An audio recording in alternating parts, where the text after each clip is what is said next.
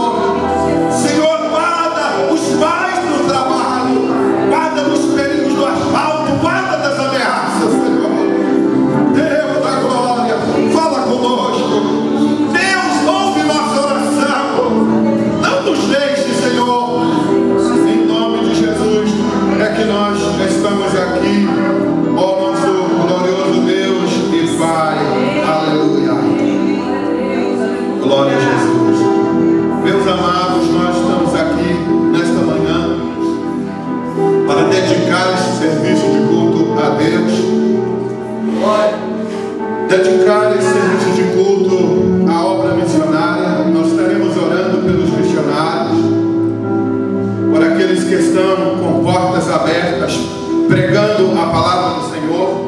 Neste momento nós vamos ler em Eclesiastes, no capítulo de número 11.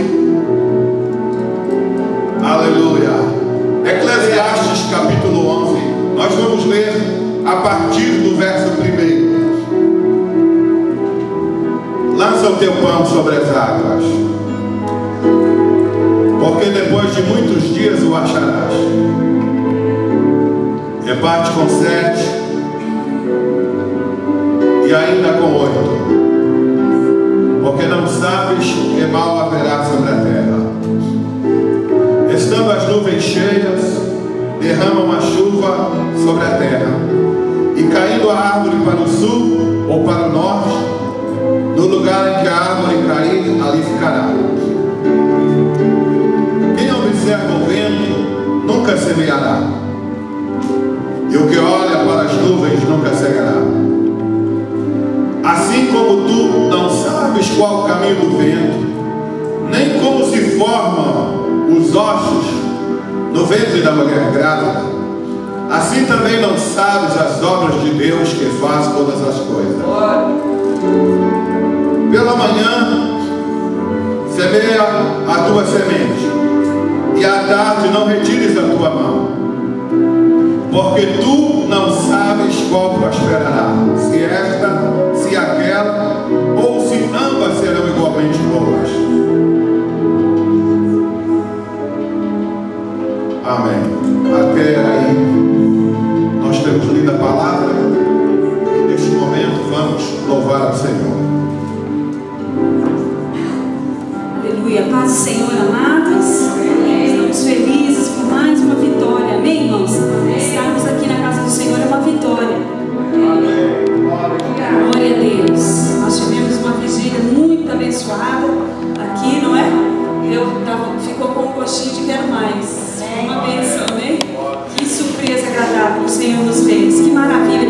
Quando nós nos dispomos, não é, a buscar ao Senhor, a casa pensando, ai Senhor, é só a gente querer, né? É só a gente querer, Deus nos ouve. É só a gente buscar, é só a gente obedecer a palavra de Deus quando ela diz: se meu povo chama pelo meu nome, se humilhar e orar, esse tanto de coisa. Se a gente se humilhar realmente e buscar, nós vamos encontrar o Senhor, amém? Aleluia. Eu gostaria de convidar você para cantar com muita alegria uma música bem, olha, do tempo do irmão Renato. Ele é mais novo do que eu, então. Olha, ela diz assim, olha: se o Espírito de Deus se move em mim, eu canto como Davi. Se o Espírito de Deus se move em mim, eu canto como Davi.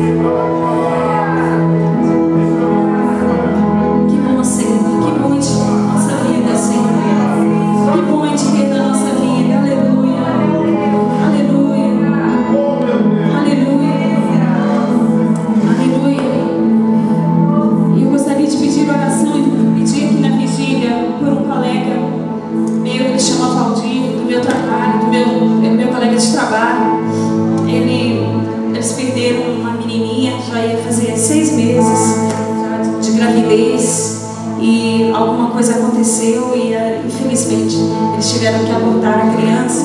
E ele está muito triste, ele estava começando com o Senhor e de repente ele está muito revoltado. E às vezes a gente não pode ficar falando muito, né? Mas a oração, Deus fala por nós, amém? Também gostaria que nós lembrássemos da irmã Sandra. Também, obviamente, hoje é o culto de missões, nós temos que lembrar dos nossos missionários. Vamos orar para que Deus tenha misericórdia, amém? Para que o Senhor tenha misericórdia, porque às vezes as pessoas podem fugir da nossa presença, pode fugir da pregação do Evangelho, assim, mas ela não pode fugir das nossas orações, porque o Senhor os alcança em onde eles estiverem, amém? Se você tem algum pedido de oração pelo qual você precisa ou quer que nós oremos, quando você levanta a sua mão assim, você está dizendo: eu creio e eu espero, Senhor, e eu já te louvo, amém? Senhor, nós te louvamos nesta manhã, Senhor. Senhor, nós queremos render, Senhor, a nossa adoração, o nosso louvor a Ti. Senhor, Tu és o nosso refúgio, a nossa fortaleza, o nosso socorro bem presente, Senhor, na angústia, na tribulação. Senhor, obrigada, Senhor, pela Tua presença nas nossas vidas, Pai. Nós somos dependentes do Senhor. Nós precisamos que o Senhor venha, Senhor, estar, Senhor, todos os dias nos ajudando, Pai. Senhor, o inimigo tem se levantado, tentando nos distrair. Deus, a Tua palavra diz que o inimigo veio para roubar, matar, roubar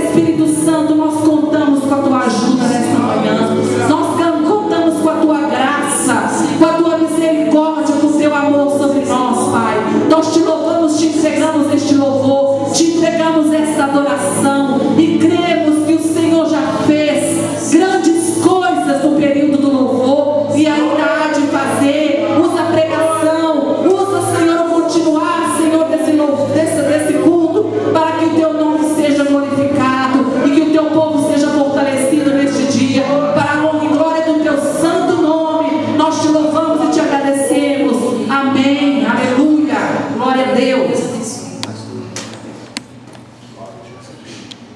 Podeis assentar, meus queridos irmãos. É com muita alegria que nós estamos aqui na presença do Senhor.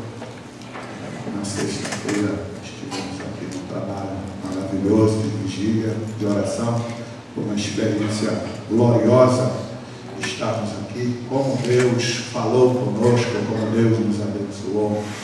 E hoje nós estamos aqui dedicando o nosso serviço de culto à intercessão pela obra missionária, a contribuição pela obra missionária, pois a igreja mantém algumas portas abertas, tem parceria com alguns trabalhos missionários e nós estamos tratando de realizar a obra do Senhor. Glória a Jesus. Inclusive, hoje nós temos aqui um fruto da obra missionária, ou seja, tantos que estão aqui, mas dentre estes nós temos o presbítero Donizete, de Nova York, que está aqui conosco, irmão este que aceitou a Jesus ali, entregou sua vida a Cristo, tem sido abençoado e edificado e sido usado pelo Senhor. O presbítero Donizete, um jovem, solteiro ainda, mas tem dedicado sua vida a Deus e nos alegra muito com a sua presença aqui. Nós vamos pedi-lo que fique de pé. Ali está o nosso irmão Donizete, pregou aqui na vigília e foi uma grande bênção, foi muito usado pelo Senhor. Glória a Jesus. E mais uma vez daqui um pouco ele estará pregando a palavra de Deus. Estamos muito felizes também de poder rever e ter conosco, de regresso do Brasil, depois de quase 3 meses por ali, o pastor Calbi Pai. Glória a Deus! Glória a Deus! E estamos muito gratos a Deus pela sua vida, pois ele tem sido uma bênção aqui para nós, tem sido grandemente usado pelo Senhor, nos enriquecendo com mensagens da palavra de Deus e através do seu testemunho. Nós estamos gratos ao Senhor por isso, por tê-lo aqui também. Os irmãos querem recebê-los como bem-vindos, digamos todos amém! Amém! Glória a Jesus! Muito bem-vindos, no nome glorioso de Jesus. Nós temos o prazer de ter conosco a Kênia, irmã Kênia e a Cláudia, que nos visitam, cooperam conosco nesta manhã. Estávamos com saudade da irmã Kênia, mas graças a Deus ela apareceu. A última vez que a vimos foi ano passado. Os irmãos querem também dar boas-vindas às nossas irmãs. Digam amém! Amém. Muito bem-vindas no nome glorioso de Jesus. Vamos passar, irmãos, a palavra ao pastor Calbi, que estará fazendo uma parte aqui de intercessão e de ofertório para a obra missionária. Pastor Calbi.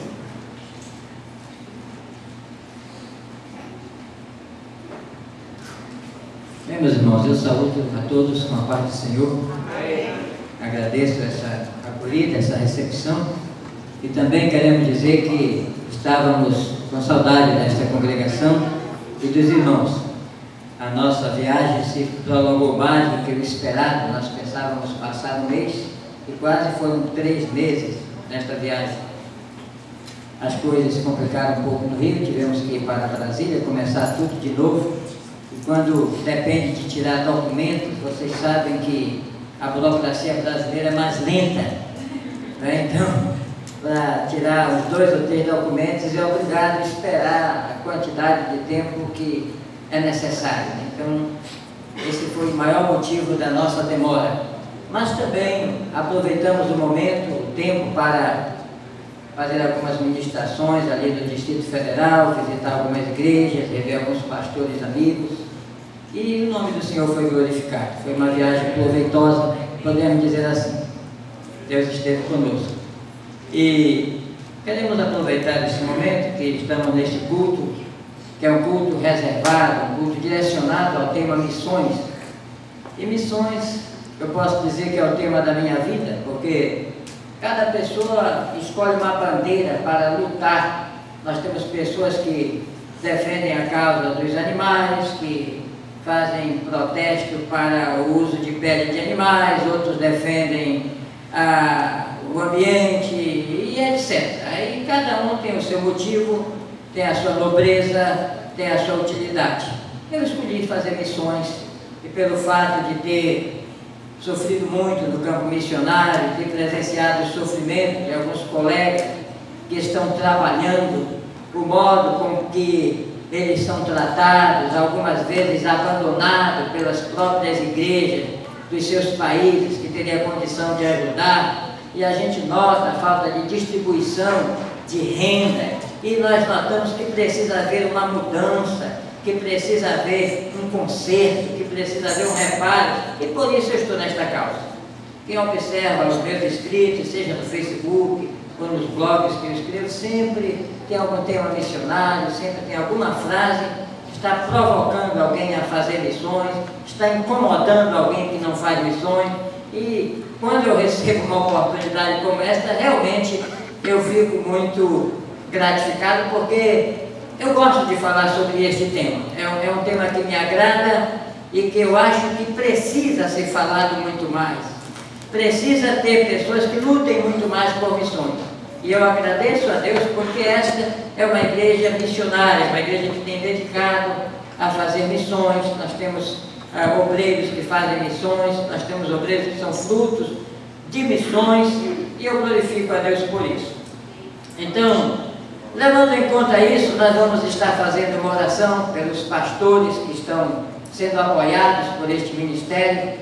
Pastor Samidária ou Samidária?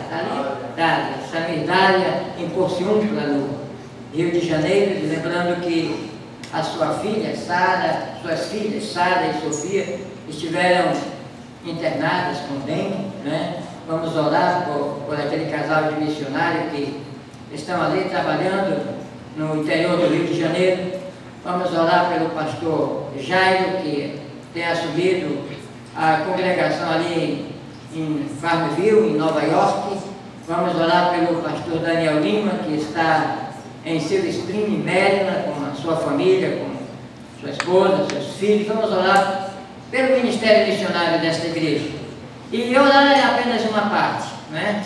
Porque orar, as igrejas todas oram por missões. Eu descobri até que tem muita igreja que ora por missão, até como uma espécie de, para passar o tempo ali, para demonstrar que quem está orando é piedoso.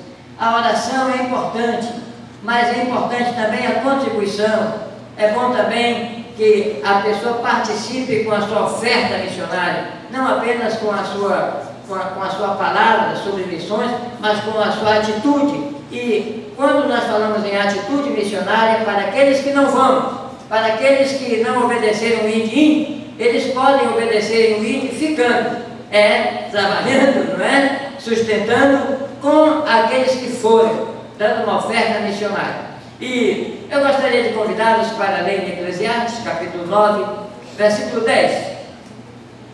Eclesiastes, capítulo 9 e 10. É um versículo fácil de decorar e importante. Eclesiastes 9 e 10. Olha o que diz lá. Tudo quanto te vier a mão para fazer, faze-o conforme as tuas forças.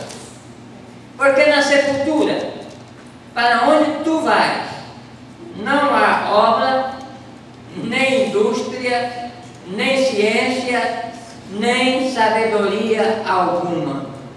Tudo que tiver a mão para fazer, faz-o conforme as tuas forças. Olha, se usar esta regra no trabalho, o trabalho vai ser excelente. Se usar esta regra na família, o resultado vai ser excelente. No ministério, o resultado será excelente, porque a pessoa não está fazendo corpo mole, ele está fazendo segundo as suas forças, segundo a capacidade que Deus lhe deu. Agora, se usar isso também na oferta missionária, o resultado será excelente. Significa que se você puder 10, você não vai dar 1. Se você puder dar 100, você não vai se conformar em dar 10, não é verdade? E se for, Deus te abençoou, você puder dar 1000 para a obra missionária, você não vai se conformar dando 100. Porque, segundo a regra bíblica, é fazer conforme as tuas forças. Agora você me pergunta, por que tem que fazer isso, pastor? Olha, é porque lá onde tu vais, lá na sepultura, não vai ter mais condição de fazer nada. Tem que fazer enquanto está aqui, no dia que se chama hoje. Amém? Vamos ficar de pé, vamos orar pelos missionários e em seguida nós estaremos fazendo a coleta das ofertas.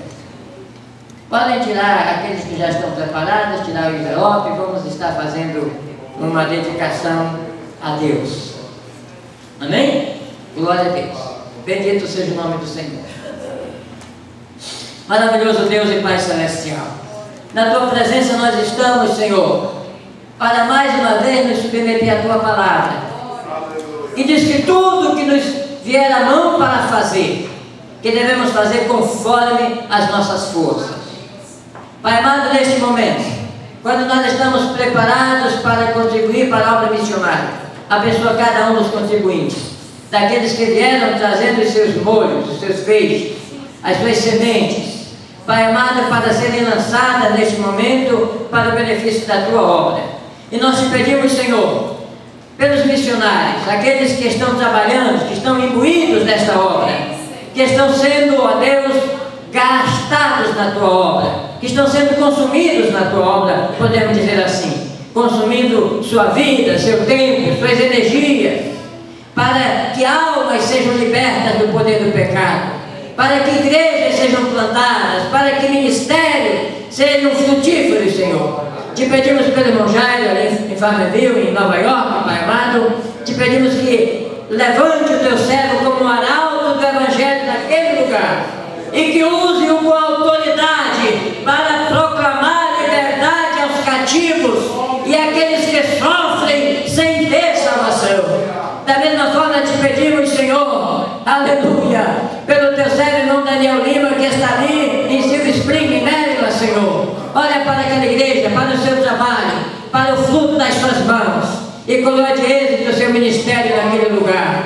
Salva almas daquele lugar, Senhor. Dá companheiros de vida eterna para os irmãos que congregam ali. Te pedimos também, Pai Santo, pelo pastor Sabia, ali em Pociúncula, no Rio de Janeiro. Te pedimos pela sua família, pelas suas filhas, que haja uma recuperação completa. Te pedimos pelo seu ministério, por aquela igreja que está sendo estabelecida ali, ou que foi estabelecida ali, e que está proclamando o Teu nome. Abençoa os planejamentos missionários do pastor Renato, deste ministério, da Assembleia de Deus de Nova York, cada congregação, cada igreja que está sendo constituída, Senhor. E nós pedimos agora, em nome do Senhor Jesus, que o usurpador seja, Senhor, banido do meio deste rebanho, e que o Teu nome seja glorificado. Nós declaramos agora uma bênção aonde quer que exista um ministério, ó Deus amado, que está sendo levado avante neste lugar, em Nova York, em qualquer parte da terra. Te pedimos a Tua bênção, Senhor. Te pedimos renovação de força para o Teu servo. Te pedimos renovação de ânimo, Senhor, para esse casal que o Senhor tem colocado para lutar neste lugar. E aqueles obreiros que estão de ombros dados neste ministério, Senhor da glória, recompensa e restitui as suas forças, dando-lhe garra, dando temor à Tua palavra e dando também coragem para avançar e nunca voltar atrás. Nós te pedimos agora pelos missionários que estão ao redor da terra, pregando a Tua palavra, aqueles que estão na África, na Ásia, na Europa, aqueles que estão agora, Senhor amado, comprometidos em deixar sua pátria. Pai amado, que haja apoio, que haja recursos para que a obra não pare, para que aqueles que estão lá nos confins da terra, eles sejam alcançados pela mensagem do Evangelho. É isso que nós te pedimos no poderoso nome de Jesus. Abençoa os contribuintes, Senhor, redundando em grandes bênçãos, porque porque isto já está prometido na tua palavra, e a tua palavra é a verdade. Te agradecemos por tudo em nome de Jesus. Aleluia. Deixa eu trazer a sua contribuição. É um corinho que nós cantávamos lá no Pará, na hora da contribuição, diz assim: o chão dá se a gente planta, se a gente não planta, o chão não dá. O chão dá se a gente planta, se a gente não planta, o chão não dá. Plantei amor no meu coração profundo, dei amor pra todo mundo e ainda tenho amor pra dar. Eu não entendo a maldade desta gente, não aceita Jesus Cristo que morreu pra nos salvar. Mas o chão só dá se a gente planta, se a gente não planta, o chão não dá. Amém. Só para terminar, conta-se que um visitante chegou numa roça e perguntou aqui dá laranja? E o moço disse: dá não, senhor. Dá mandioca? Dá não, senhor. Dá giló? Dá não, senhor. Ele disse: peraí, mas se plantar, dá senhor.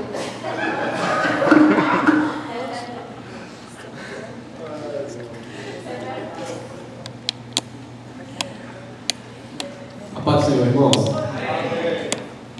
Bom ouvir o pastor Calbi com essa alegria e este conselho de Deus maravilhoso para a nossa vida, né? Se plantar, vai colher.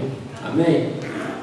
Queridos, para os que não me conhecem, eu me converti ali em Astoria no ano de 2010 e tive um momento maravilhoso com o Senhor, no qual eu pude sentir de novo o fogo da salvação. Por que sentir de novo?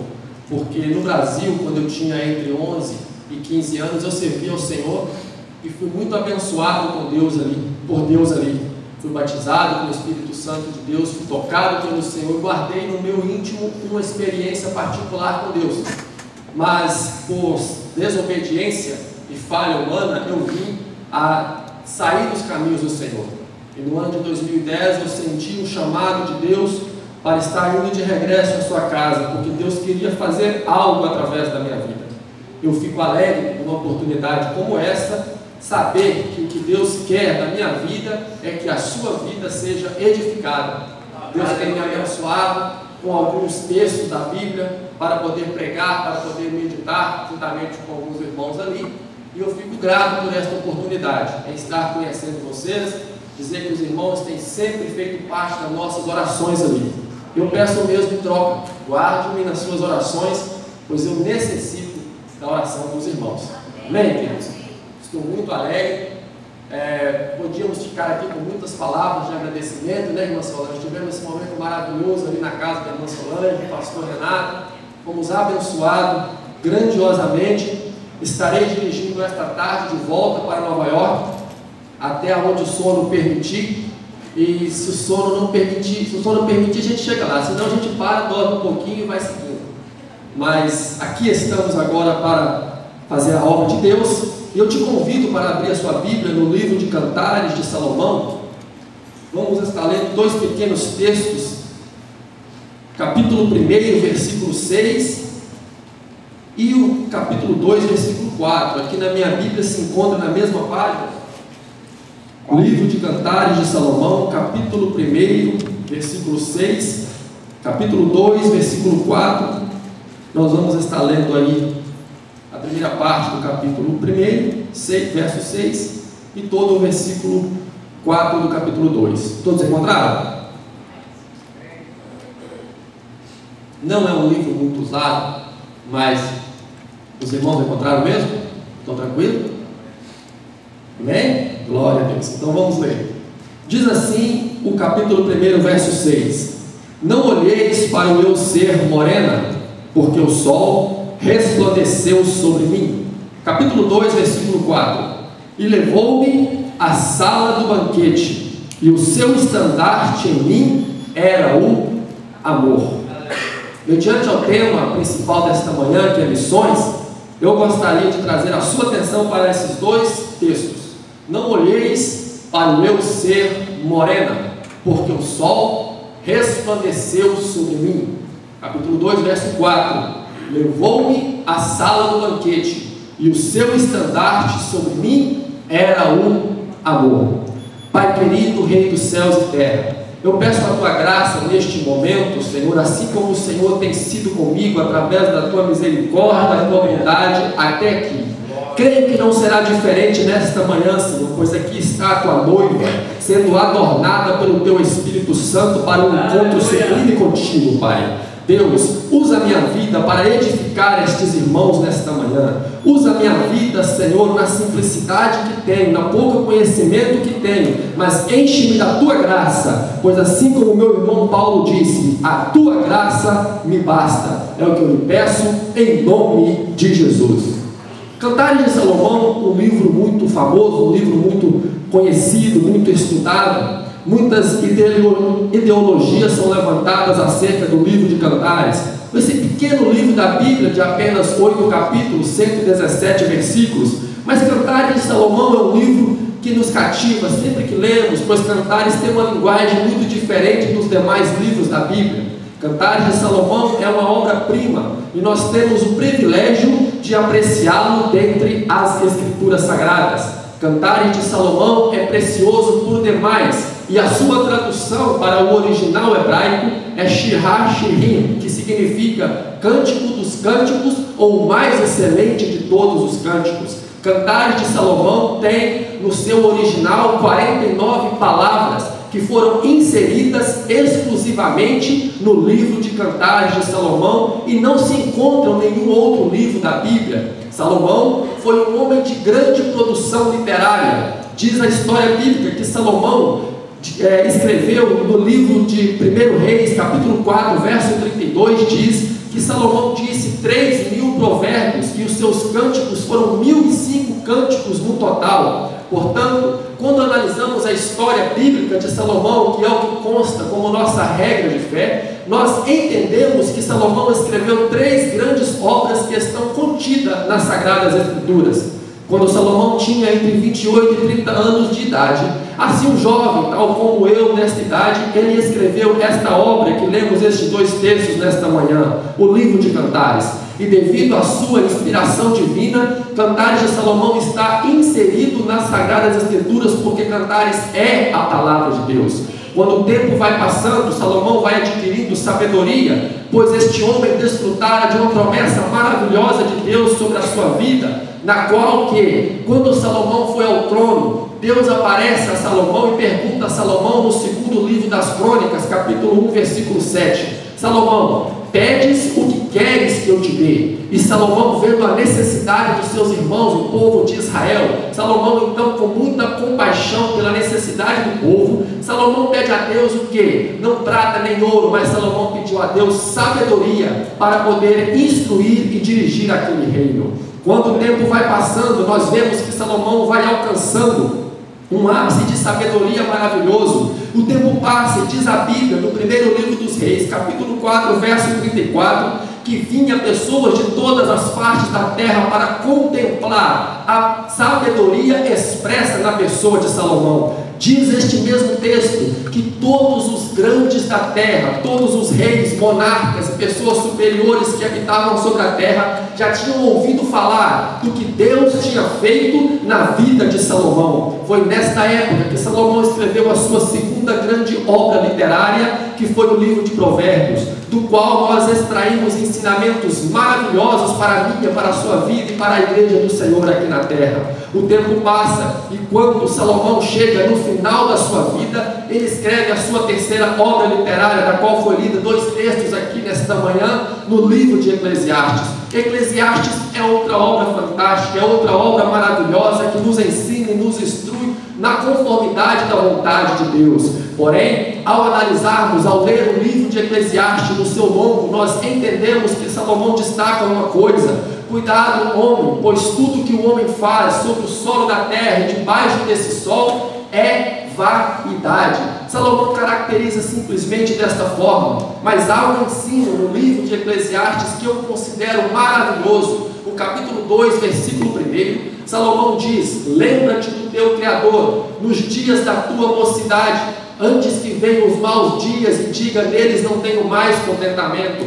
Deve ser muito triste para um homem chegar no final da sua vida, no final da sua história, e olhar para trás e entender, perceber na sua racionalidade que ele deveria ter feito muito mais para o seu Senhor, mas não fizera, negligenciou. Estes são 3 livros que Salomão escreveu, dos quais estão contidos nas Sagradas Escrituras. Mas com a atenção desta manhã, eu vos convido para aplicar o seu precioso tempo no livro de Eclesiastes, na exposição desta palavra, no livro de Cantares e na exposição da sua palavra. Nós queremos aqui entender um pouco mais desse famoso livro da Bíblia. Por exemplo, quando analisamos a aplicação que as pessoas dão ao livro de Cantares, nós entendemos por baixo ao menos 3 aplicações. Quando as pessoas tratam do livro de Cantares, eles querem entender por que Cantares foi escrito dessa forma e qual seria a aplicação correta para o livro de Cantares. Há várias na mente das pessoas, eu destaco 3. Cantares, ele é entendido em uma parte como não sendo somente o amor de Salomão pela Sulamita, mas Cantares, certas pessoas dizem que é para representar, para tipificar o amor de Deus, Criador, por toda a sua criação, porque diz a Bíblia que Deus amou o mundo de tal maneira. Esta é uma das primeiras aplicações. Porém, quando olhamos para a nação de Israel, para os costumes, para a lei, para a Torá judaica, nós vemos na Bíblia judaica, na Torá antiga, que existe neste livro um complexo de 5 livros, tais como o Pentateuco, chamado de Meligote. Meligote são os livros poéticos, 5 livros poéticos que são lidos perante toda a congregação de Israel nas suas principais festividades. Por exemplo, na época da festa das colheitas, é reunida a congregação, é festejado entre o povo as colheitas e é lido para toda a congregação o livro de Ruth. Porém, em outra festividade, 8 dias após a Páscoa, é lido perante toda a congregação de Israel o livro de Cantares. Já disseram um homem muito famoso entre os judeus, seu nome era Rabino Akiva, ele viveu no ano 95 depois de Cristo. Numa dessas festividades, Akiva dizia que Cantares, todos os livros da Torá antiga são santos, mas Cantares de Salomão é o santo dos santos. Diante desta cena, os rabinos batiam a mão no peito e clamavam em alta voz, dizendo: Cantares não foi escrito somente para mostrar o amor de Salomão pela Sulamita, mas Cantares foi escrito para mostrar, para exemplificar o amor de Deus, Jeová, pela nação de Israel. Esta é a segunda aplicação que nós vemos muito afamada ao livro de Cantares. Porém, nós como igreja que gostamos de meditar, que amamos ler o Velho, o Novo Testamento e entender a Bíblia em seu todo, este é o nosso objetivo. Quando nós meditamos na palavra do Senhor, do Velho ao Novo Testamento, eu me deparo, por exemplo, na carta de Paulo aos Efésios, capítulo 2, versículo 14, no qual Paulo diz que Deus fez um povo, criou uma classe de pessoas, retirando-os da onde?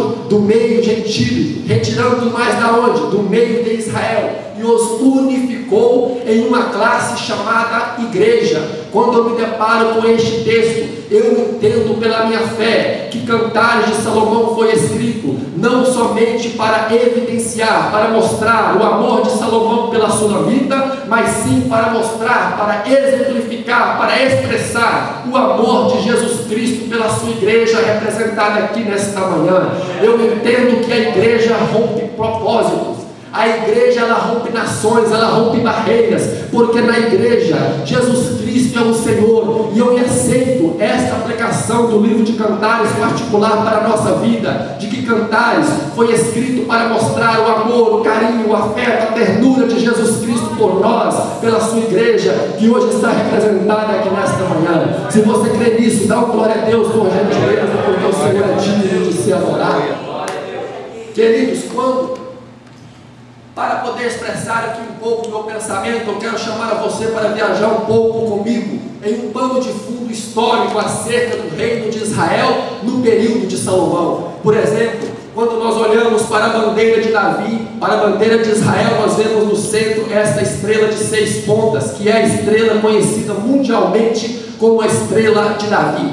Davi, o pai de Salomão, foi um homem de guerra, foi um homem de batalha, foi um homem de luta, a tal ponto que a Bíblia Sagrada diz que a espada ficava presa nas mãos de seus valentes em certas guerras, pastores, queridos. Porém, ao Davi sair do trono e permitir que seu filho Salomão subisse ao trono, que Salomão recebesse o poder, recebesse a coroa, recebesse o cetro, Salomão começa a desfrutar de uma época áurea na nação de Israel. Lá estão dois trapos, um em cima e outro embaixo, que representa o governo do rei Salomão. Diz a Bíblia, no primeiro livro dos Reis, capítulo 10, ali por volta do versículo 14, que a receita anual que era colhida dentro das terras de Israel anualmente, isto é, o produto interno bruto que era colhido em Israel anualmente, é algo assustador, é algo grandioso, tal como sendo 666 talentos de ouro eram colhidos nas terras de Israel anualmente, somando 666 vezes 34 quilos, que é o peso de um talento, nós chegamos ao número de 22.644 quilos de ouro que eram colhidos na nação de Israel anualmente. Era este o encampo que Salomão recebia nas suas mãos para poder governar aquela terra. Diz a Bíblia que havia tanto ouro e tanta prata, que a prata se tornou de pouco valor, de valor nenhum nos dias de Salomão. Diz a Bíblia Sagrada que Salomão tinha na sua garagem particular cerca de 40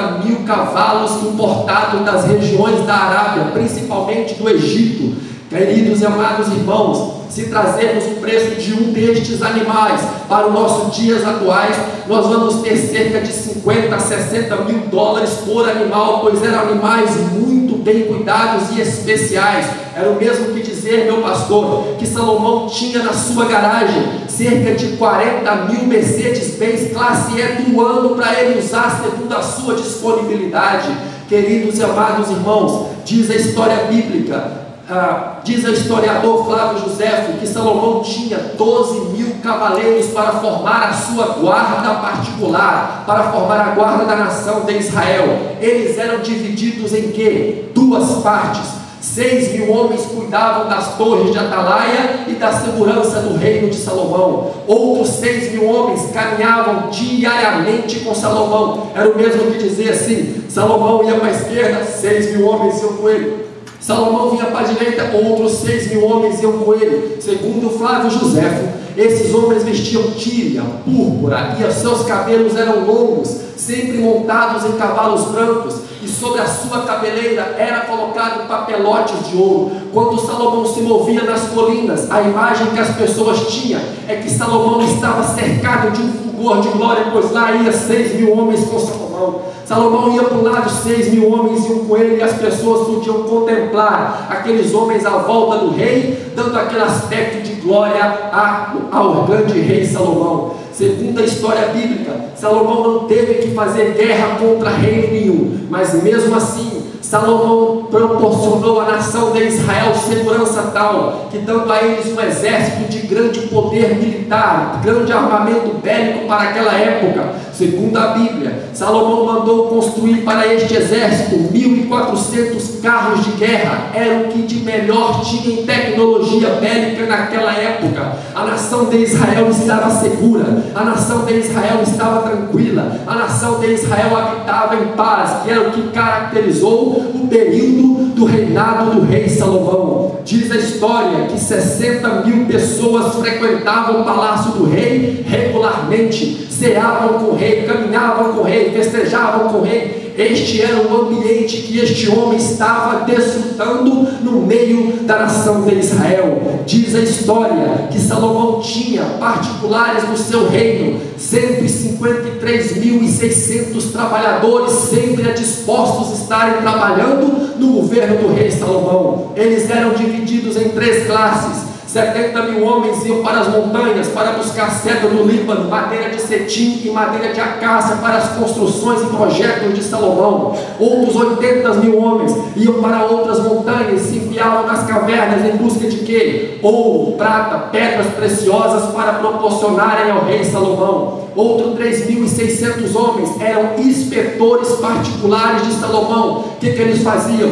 Eles caminhavam de volta pelo reino, dia e noite, e olhando as pessoas que não estavam trabalhando e diziam: volte ao trabalho. Salomão precisa mais ouro, Salomão precisa mais prata, Salomão precisa mais pedras preciosas, volte ao trabalho. Diz a história que quando Salomão construiu o templo de Deus, dentro de 7 anos, devido à urgência que lhe foi incumbido pelo seu pai, o rei Davi, sobre a casa do Senhor, no final, como colocando uma cereja sobre a sua construção, Salomão mandou fazer para os seus súditos 80.000 taças de ouro, para que eles pudessem beber o vinho, para que eles pudessem cear, para que eles pudessem participar dos rituais ali, dos costumes ali na casa do Senhor. Diz a história que quando a rainha de Sabá foi visitar o rei Salomão, ela chegou diante dele, olhou para ele e disse: tudo que eu ouvi, tudo que me falaram, tudo que me contaram, não se compara com a glória, com o fulgor que eu posso ver agora aqui presente, Salomão.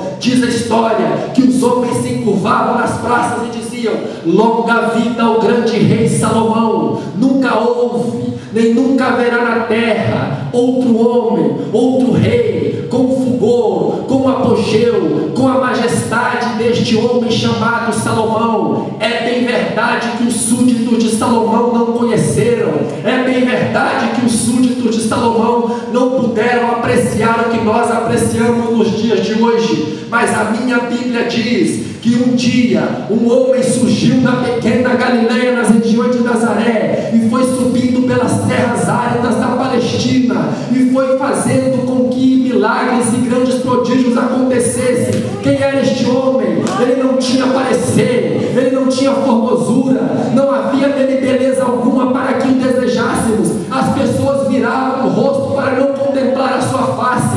Mas em Mateus capítulo 12, verso 42, Jesus Cristo bateu a mão no peito e disse: aqui está o amante da Cantarás.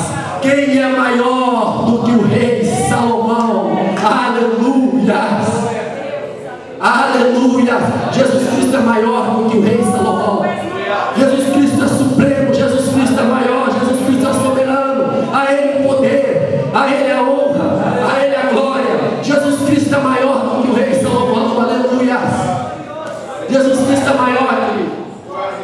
Quando a rainha de Sabá estava na presença de Salomão, Salomão disse: pegue o que você trouxe, as suas iguarias, as suas especiarias, os seus presentes, leva de volta contigo. Além do mais, escolhe o que você quiser no meu reino e leva contigo da sua terra. Você crê que Jesus é maior do que Salomão? Peça o que você quer ao rei nesta manhã. Qual é o seu problema? Qual é a sua dificuldade? Expõe isso para o rei nesta manhã e leva para a sua casa a sua vitória. Vai pela fé, meu filho. Não é a minha palavra, não é o meu querer, mas é o seu querer. É a palavra de Deus que me garante, é te dar a garantia disso aqui nesta manhã.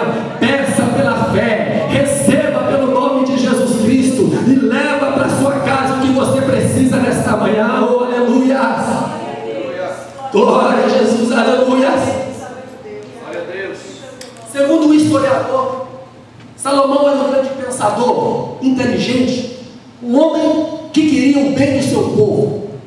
Segundo a história deste historiador, uma certa tarde, ao cair o sol, Salomão chamou seus empregados mais íntimos e disse a eles: traga-me uma roupa de pastor de ovelhas. Esses homens disseram: que o rei quer uma roupa de pastor de ovelhas? Salomão: não pergunte, apenas traga-me uma roupa de pastor de ovelhas. Ao chegar a madrugada, Salomão mandou com que retirasse a sua coroa, deixou o seu cetro de lado, retirou o seu manto real e se vestiu de sandálias simples, roupa simples, capa, alforje e um cajado, e saiu em volta do seu reino, saindo pelo fundo do seu palácio. Salomão queria ter um particular com o seu povo, mas Mas o povo não podia ver o rei só andava cercado de 6.000 homens para lá, 6.000 homens para cá. Lá vai o rei da sua carruagem real. Salomão então teve essa decisão. Saiu pela madrugada e, passando por Jerusalém, ele se deparou com 2 sentinelas de lanças erguidas. Como Salomão estava disfarçado de pastor de ovelhas, esses homens olharam para ele e disseram: alto lá, pastor de ovelhas, aonde pensa que tu vais? Salomão, disfarçado de pastor de ovelhas, disse: eu simplesmente quero caminhar por Jerusalém, conhecer a grandeza, tudo aquilo que as pessoas falam acerca do rei Salomão. Deixe-me passar. Os sentinelas olharam um para o outro, deu uma risada sarcástica e disseram: pode passar, pastor de ovelhas. Simplesmente atenta para o meu conselho, contemple em cada parte da cidade, em cada um dos seus detalhes, a sabedoria de Salomão expressada nesta cidade. Então o dia raiou e Salomão começou então a levar o particular com teus súditos. Salomão chegava para as pessoas e perguntava: o que você pensa do rei? As pessoas diziam: o rei é bom nisso, o rei é bom naquilo. Eu acho que esse ano o rei vai fazer isso porque ele prometeu. Eu acho que o rei já devia ter feito isso porque ele prometeu e ainda não cumpriu. Então Salomão passou o dia todo naquela labuta, perguntando, questionando, e disfarçado de pastor de ovelhas, ninguém o reconheceu. Porém, ao cair a tarde, Salomão foi caminhando para o lugar mais baixo do seu reino. Que lugar era este? Um lugar chamado Lagar, aonde o vinho, aonde a uva era pisada e amassada para a extração do vinho. Porém, Salomão, ao caminhar para aquele lagar, ele olhou em volta e ele viu que havia 7 torres de atalaia, e sobre cada torre havia um homem vestido de branco, com uma trombeta na mão, a posto para tocar a qualquer momento. Salomão disse a si mesmo: nem eu, sendo rei, sabia da existência destas 7 torres de atalaia. Mas aquele lugar cativou o olhar de Salomão. Salomão então continuou caminhando em direção ao lagar. O que as pessoas faziam ali? Normalmente tinham mulheres, virgens, jovens ali vestidas de branco, pisando a uva, amassando a uva para extrair o vinho e dali enviar este vinho para o palácio do rei. E Salomão começa a ver aquelas jovens trabalhando, mas Salomão se depara com uma jovem linda, uma jovem bela, uma jovem formosa, e na troca de olhares, Salomão se apaixona por aquela jovem. E Salomão, ao se aproximar daquela jovem, ele disse: jovem, me conte um segredo. Que lugar é este? Por que a sua roupa está assim branca e tão limpa, já no final do dia? Você que trabalhou o dia todo e a sua roupa assim tão pura. E por que é, jovem, que aqui em volta deste lugar tem essas torres de atalaia? Salomão começou a levar uma conversa com aquela jovem, e a jovem então disse: pastor de ovelhas, eu te contarei estes segredos, porém não olheis para o meu ser moreno, porque o sol resplandece sobre mim. Estas torres de atalaia, pastor de ovelhas, estão aí porque sobre este lugar existe uma profecia de que um dia o meu rei vai vir nos visitar e nos levar para junto dele. E além do mais, a minha roupa está aqui tão limpa, tão branca, porque quando o meu rei vir, ele não poderá encontrar mancha na minha roupa. A minha roupa tem que estar limpa.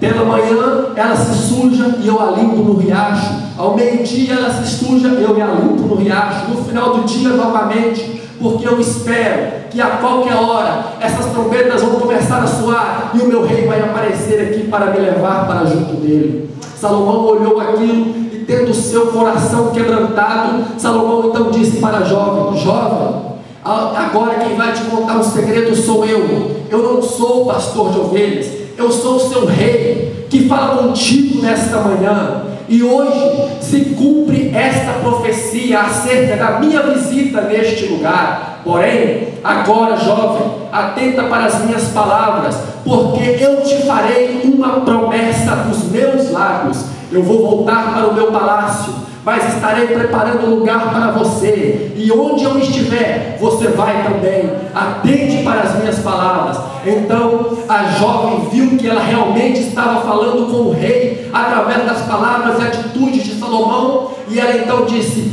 pastor de ovelhas, rei Salomão, não olheis para o meu ser moreno, o sol segue resplandecendo sobre mim, e eu esperarei a tua promessa. E Salomão disse: eu não olharei por você ser morena e nem porque o sol resplandece sobre você, mas desde agora, atente para as minhas palavras, a minha promessa se cumprirá na sua vida, porque o meu estandarte sobre você será o meu amor. Aleluia! Aleluia! Aleluia! Você que espera a promessa do Rei, você que já foi visitado pelo Rei, você que é a habitação do Rei, existe uma promessa de Jesus Cristo para você. Em João 14, Jesus diz: não se turbe o vosso coração, crede em Deus e crede também em mim. Na casa de meu Pai há muitas moradas. Se não fosse assim, eu vou teria dito: eu vou preparar lugar e voltarei outra vez e vos levarei para junto de mim, para que onde eu estiver, estejais vós também. Aplauda, sirva, glorifica o Rei. A promessa é para você, a promessa é para a sua vida, a promessa é para esta igreja, a promessa é para nós. Oh, aleluia! Foi promessas ditas pelos lábios do Rei. Ele visitou o lagar e as pessoas não reconheceram.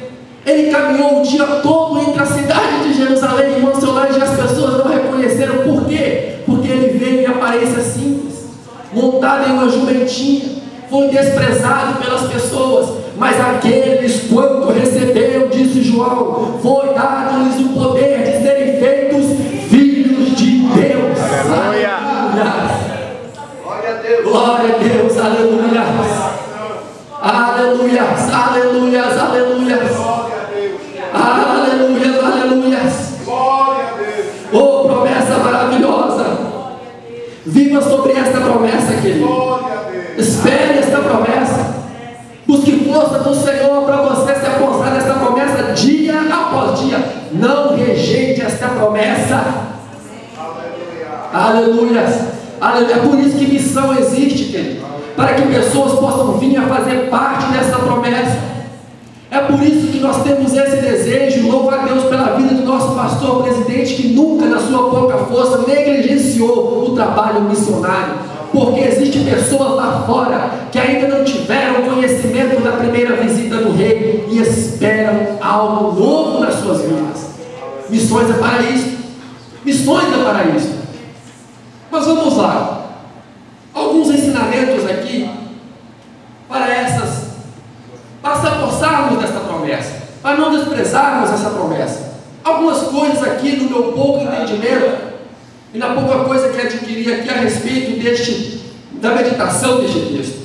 Queridos, o capítulo 2, versículo 4, creio que a sua Bíblia está aberta aí, diz assim: levou-me à sala do banquete, e o seu estandarte em mim era o amor. Levou-me à sala do banquete. Para poder ir à sala do banquete do Rei, nós temos que entender que lá vamos ver o Rei na sua intimidade. O Rei se alegra, o Rei festeja, o Rei bebe, o Rei ceia com seus convidados. Nós vamos presenciar algo que muitas pessoas queriam, mas não poderão, porque não se apostam na promessa. É na sala do banquete que você conhece o Rei na sua intimidade. É na sala do banquete que você aperfeiçoa o seu relacionamento com o Rei. Queridos, Salomão não escolhia muito bem as pessoas que ele levava à sala do seu banquete. Salomão não era muito, desleixado com este assunto. Jesus Cristo é mais seleto. Jesus Cristo é mais expressivo. Jesus Cristo é mais definitivo do tipo de pessoa que ele leva para cear com ele na sala do banquete. O contrário de Salomão. Por exemplo, quando nós lemos Cantares, capítulo 6, versículo 8, Salomão era um jovem quando escreveu essa passagem, diz que Salomão tinha 60 rainhas princesas, e as concubinas eram 80, e as virgens sem número. Este era o tipo de pessoa que estava junto com Salomão diretamente, que estava na sala do banquete do rei. Porém, quando Salomão vai crescendo, ele vai indo mais longe no seu ministério, em 1 Reis, capítulo 11, verso 3, diz que Salomão tinha 300 rainhas princesas. As concubinas se tornaram 700. Porém, no final desse versículo diz: e suas mulheres perverteram o seu coração. Salomão não escolhia bem quem ia à sala do banquete com ele. Salomão não escolhia bem quem é que ele estava abrindo a porta e permitindo vir à sala do banquete. Por quê, pastor Galvin? Porque Salomão, naquela época, queria fazer jogo político com as nações. Os irmãos sabem disso, era costume da época. Se a pessoa casasse com Salomão, a filha de um rei, então aquele rei podia comercializar com Israel livremente. Israel era a maior potência da época, era o maior centro financeiro da época, então todo mundo tinha desejo de ter relacionamento assim financeiros, transações com Israel. Então tudo isso não quer dizer que Salomão teve relacionamento com todas essas mulheres, mas que Salomão queria então ter a oportunidade de estar negociando com essas pessoas. Queridos, quando nós olhamos para Jesus Cristo, nós entendemos que Ele requer de nós algumas coisas que dependem simplesmente de nós. Por quê? Assim como na época, a sala do banquete geralmente era colocada sobre um lugar superior de uma casa. Quando Jesus manda os discípulos seguir um jovem, um homem que tinha um cântaro nas costas, Lucas 22, versículo 11, esses discípulos seguem aquele homem e quando chega lá, eles perguntam àquele homem: aonde nós poderemos preparar a ceia para o mestre? E o lugar, naquela passagem, é usado o grego anagaion, que significa quarto superior. É a mesma coisa com nós. Nós não vamos cear com o mestre aqui embaixo, nós vamos para um lugar superior. E para chegar lá, nós dependemos totalmente da ação sobrenatural de Deus. Talvez na sala do banquete de Salomão entrava gente pela janela, com Jesus não. Talvez na sala do banquete de Salomão entrava gente por debaixo do assoalho. Com Jesus não vai ser bem assim, porque Jesus vai levar os seus escolhidos para banquetear lá em cima, na sala, no quarto superior, um local cercado totalmente de ambiente celestial e espiritual. Para chegar lá, nós temos que obedecer alguns princípios que Jesus Cristo estabeleceu para a nossa vida. Primeiro princípio, para nos prepararmos para subir para lá, nós temos que buscar nos preparar a cada dia. Não amoleça, não esqueça dessa promessa. A cada dia, continue limpando as suas vestes no riacho da graça, querido. Continue limpando as suas vestes, purificando de todo pecado. Continue buscando a Deus, colocando as suas vestes limpas, puras. Porque quando vamos para uma festividade solene tal como essa, geralmente damos o nosso melhor, uma melhor roupa, se possível uma aparência melhor, se possível algo de bom nós queremos apresentar para estarmos participando de uma festividade como essa. É importante prepararmos para estarmos subindo com o rei para a sala do banquete. Vamos para a Bíblia. Mateus 25 nós vemos algo interessante. 10 eram as virgens, todas achavam-se preparadas, porém só 5 realmente estavam preparadas. À meia-noite ouviu-se um brado, Mateus escreve: eis aí vem o noivo. E aí as que não estavam preparadas tiveram que sair e buscar azeite, pois não tinham azeite na sua lamparina. Sem azeite você não é visto por Deus. Sem azeite Deus não te enxerga. Sem azeite, na escuridão do mundo, você não será tirado da terra. Por isso a sua lamparina tem que estar acesa. Por isso a sua lamparina tem que estar cheia de azeite. Por quê? O que é o azeite na Bíblia? Espírito Santo de Deus. Espírito Santo de Deus. Encha-se do Espírito de Deus a cada dia. Por quê? Porque nós não sabemos a que dia, hora, mês ou ano Jesus Cristo vai vir para nos levar para lá. Quando termina esta passagem, Mateus 25, 13, Jesus diz assim: vigiai, pois não sabeis o dia nem a hora em que o Filho do Homem há de vir. Marcos 13, 32, Jesus diz, Marcos 13, 32, Jesus diz: daquele dia e hora ninguém sabe, nem os anjos do céu, nem o Filho, ele fala sempre de si mesmo, mas unicamente o meu Pai. Então, querido, aceite o meu conselho. Veja o que você precisa na sua vida para estar preparado para este dia. A promessa é grandiosa. A promessa é sublime, merece esforço, querido, merece disponibilidade, merece rejeitar certas coisas, merece renúncia, porque a promessa é superior, querido. Aleluia. Segundo, para você conseguir chegar à sala do banquete do rei, nunca tire seus olhos de Jesus. Nunca. Não olhe para o homem, não olhe para a aparência, não olhe para aquilo que agrada simplesmente os seus olhos. Mantenha os seus olhos em Jesus Cristo. Eu posso falhar, nós somos seres humanos e todos somos iguais.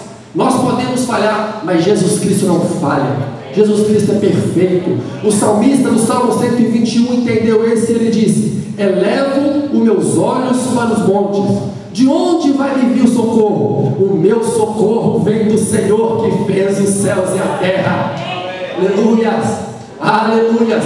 Quando João é arrebatado em espírito, Apocalipse 4, verso 3, João contempla o trono de Jesus Cristo, e em volta do trono tinha um arco-íris, e graças a Deus que ele não tinha muitas cores, ele era verde. Aleluia. Por quê? Segundo a ciência, o vermelho cansa os olhos. Segundo a ciência, o preto pode cansar os nossos olhos, a nossa vista. O branco da neve, por mais bonito que seja, pode causar cegueira aos nossos olhos, refletindo a luz do sol. Mas o verde, segundo a ciência, não cansa. Eu descansei esses últimos 2 dias maravilhosamente, desfrutando o pouco verde que resta aqui na Flórida.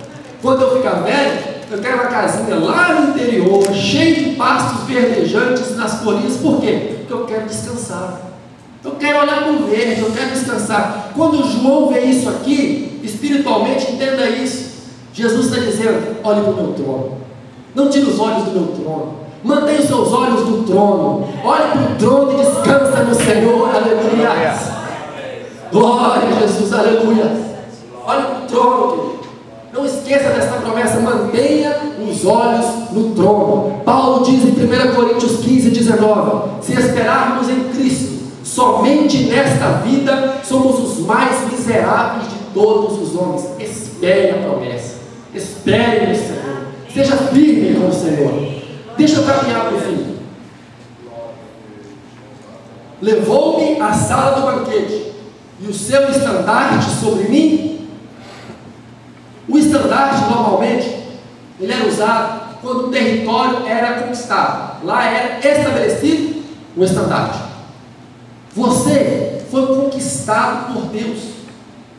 Você tem um estandarte de Deus na sua vida.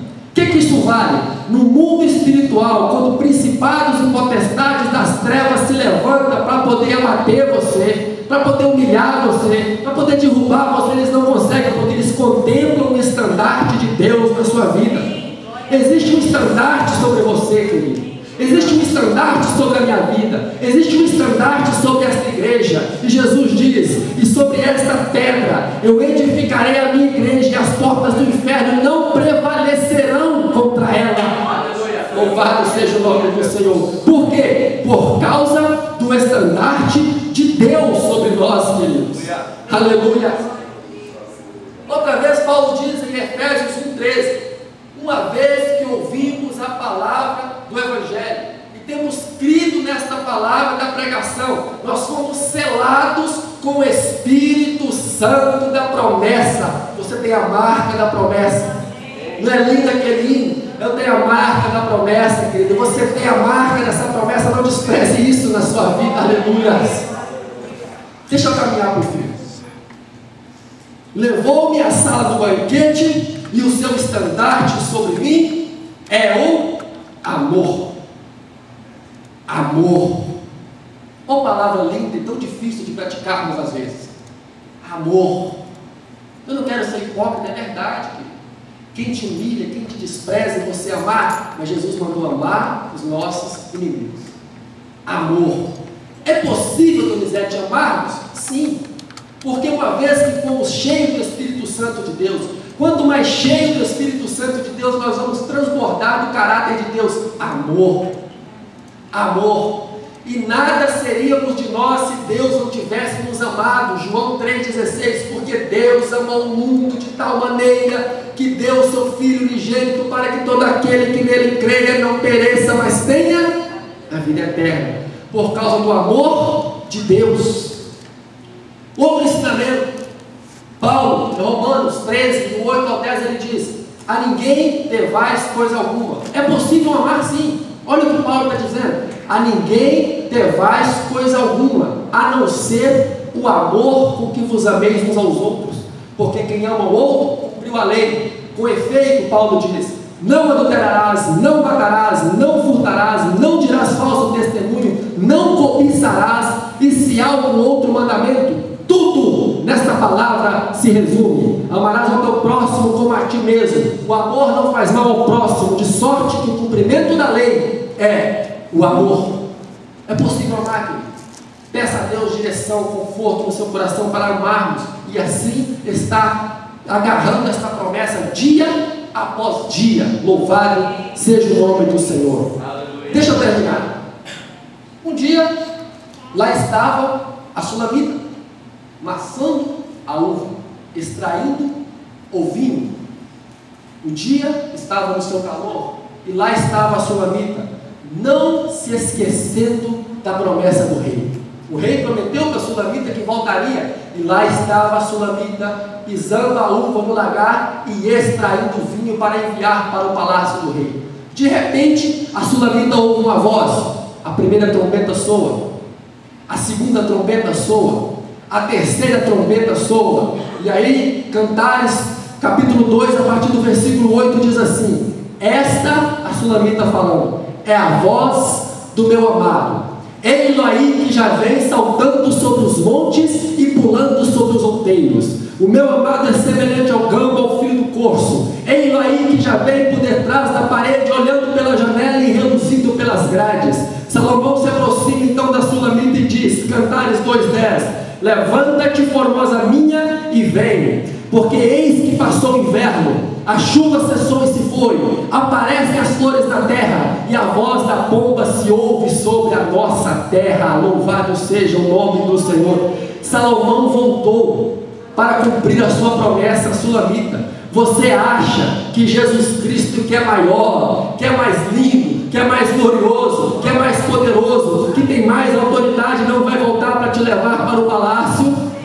Você duvida? Não duvide, querido. Não duvide, Jesus Cristo vai voltar para te levar para junto dele, porque ele prometeu. Salomão voltou, levou a Sulamita para junto do palácio, e Jesus Cristo vai voltar para levar a sua igreja para a glória eterna.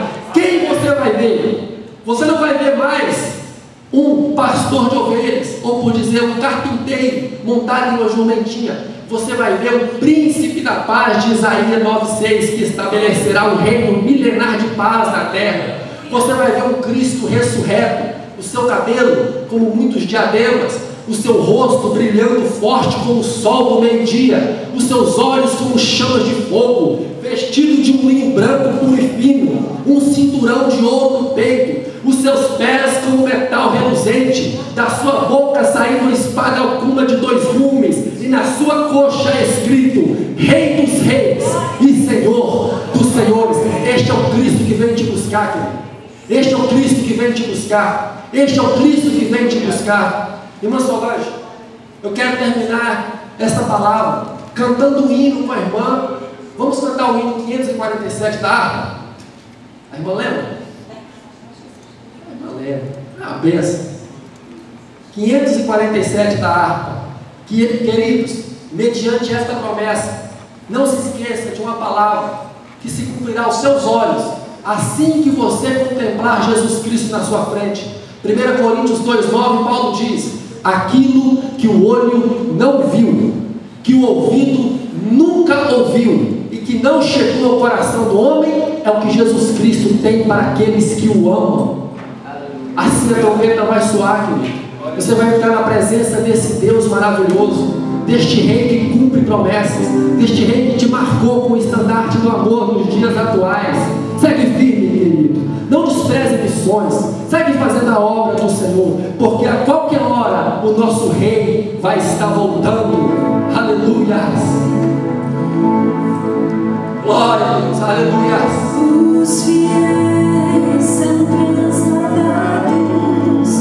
seu trabalho aqui findou. Adore esse santo, Adore Jesus. nessa vida Jesus. Glória a Jesus. Do Senhor os conselheiros terminaram seu amor. A colheita completou-se, é a vida do Senhor. O Rei está voltando, o Rei está voltando, a trombeta está soando, o nome translamado, sim, o Rei está voltando, o Rei está voltando, aleluia, Ele veio nos buscar. Os remidos vão subindo, é a festa celestial. O céu está se abrindo, bem-vindo sem igual. Ao som de muitas águas, nós ouvimos clamar. Aleluias ao Cordeiro, vamos indo para orar. O Rei está voltando, o Rei está voltando, a trombeta está soando, nós estamos despertando. O Rei está voltando, o Rei está voltando, aleluia, Ele veio nos buscar. Oh, Deus sublime, majestoso, glorioso. Eu te louvo, Senhor, por esta oportunidade que tivemos aqui nesta manhã de meditar sobre a tua palavra. Deus, que esta promessa possa estar sendo, Senhor, vivificada em cada coração aqui nesta manhã. Cada irmão, Senhor, possa estar se preparando, sendo cheio do teu Espírito Santo, que é a marca desta promessa, Pai querido. Senhor, em nome de Jesus, aviva esta promessa em nossos corações, retirando de nós tudo aquilo que não te agrada, tudo aquilo que não te honra, tudo aquilo que não te exalta, Senhor. Sê com a tua igreja, nós carecemos de ti, necessitamos de ti, Senhor, em nome de Jesus Cristo. Aleluia. Amém. Glória a Deus.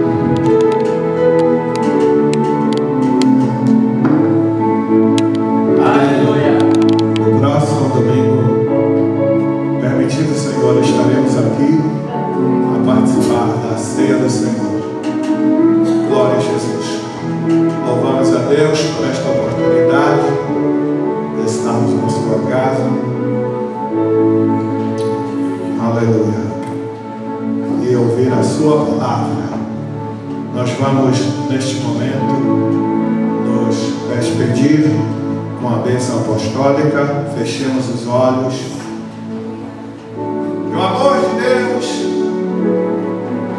a graça de nosso Senhor Jesus Cristo e as doces consolações do Espírito Santo sejam sobre cada filho de Deus, não só hoje, mas para sempre. Todos digam amém. Deus abençoe os irmãos e tenham